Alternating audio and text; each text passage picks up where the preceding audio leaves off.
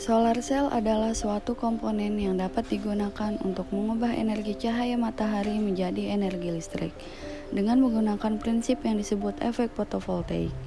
Efek fotovoltaik itu sendiri adalah suatu fenomena di mana muncul tegangan listrik karena adanya suatu hubungan atau kontak dari dua elektroda, di mana keduanya dihubungkan dengan sistem padatan atau cairan saat mendapatkan energi cahaya. Cara kerja solar cell. Matahari memancarkan energi dalam bentuk gelombang.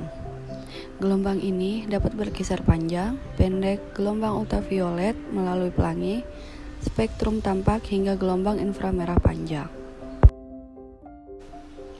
Saat matahari bersinar, gelombang ini bergerak menuju bumi dan menabrak permukaan solar cell. Bagian aktif dari sel surya adalah wafer yang terbuat dari bahan semikonduktor, biasanya silikon.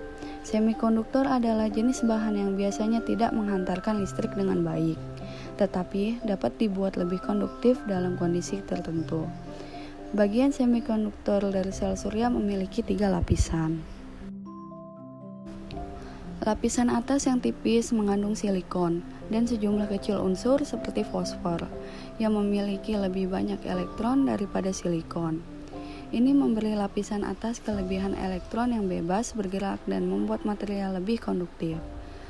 Lapisan atas juga disebut tipe negatif atau tipe N karena lebih menyukai koleksi dan transportasi elektron. Lapisan bawah yang tipis mengandung elemen silikon seperti boron yang memiliki lebih sedikit elektron daripada silikon. Ini memberikan lapisan bawah lebih sedikit elektron yang bebas bergerak. Oleh karena itu, membuat bahan kurang konduktif untuk elektron. Sebuah elektron yang hilang dapat digambarkan sebagai muatan positif efektif. Oleh karena itu, lapisan bawah disebut tipe P karena lebih menyukai pengumpulan dan pengangkutan muatan positif. Ini juga disebut lubang. Lapisan tengah yang lebih tebal hanya memiliki elektron yang lebih sedikit, membuatnya sedikit bertipe P. Garis logam tipis biasanya terbuat dari perak, dicetak pada lapisan tipe N atas dan lapisan tipe P bawah, bersentuhan dengan pelat aluminium. Ketika gelombang cahaya mengenai permukaan atas silikon sel surya, hanya cahaya dengan panjang gelombang dari jendela spektrum matahari tertentu diserap ke tengah lapisan sel surya, yaitu 350–1140 nanomikro. Rentang panjang gelombang ini termasuk yang terlihat panjang. Gelombang ultraviolet sangat pendek, mereka berhenti di permukaan. Dan panjang gelombang inframerah sangat panjang, sehingga tidak dapat diserap dan dilewatkan menembus sel atau dipantulkan kembali. Ketika elektron mendapatkan cahaya, maka elektron akan mendapatkan energi proton yang menyebabkan bergerak secara acak. Kemudian, elektron sisi N akan mengisi lubang elektron di sisi P, sehingga daerah depresi terbentuk. Kemudian, arus DC tersebut akan tersimpan pada baterai dan mengisi daya baterai hingga penuh.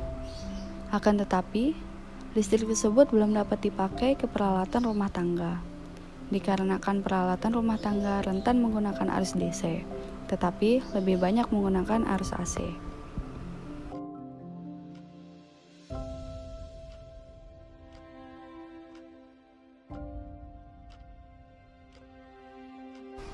Untuk mengubahnya, diperlukan konverter, di mana konverter ini akan mengkonversikan listrik dari arus DC menjadi AC atau arus bolak-balik, sehingga peralatan elektronik rumah tangga sudah bisa digunakan.